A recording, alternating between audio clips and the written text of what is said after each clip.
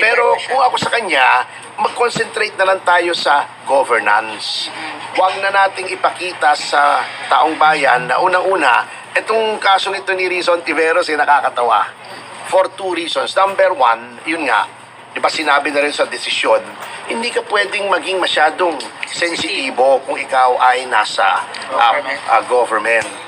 Ikaw ay public servant. Kasama yan yung kritisismo. Number two, Madam Risa naman, hindi ka ba iinis sa sarili mo?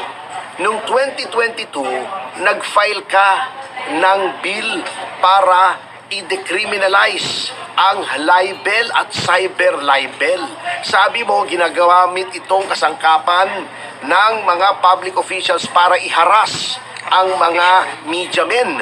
Pagkatapos yung same law na gusto mong mawala na, mapawalang bisa, yun ang gagamitin mo laban sa amin na nagkikriticize sa'yo. Di ka ba nahihiya sa sarili mo niyan? So tumigil ka na.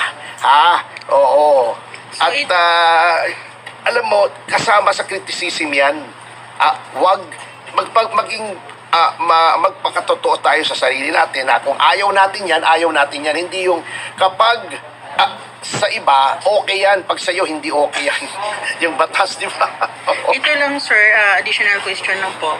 If ever po, sir, ang MR niya mag-granted and mapunta sa korte at pagdating sa court at mapatunayan talaga na ipawlang bisa yung kaso niya.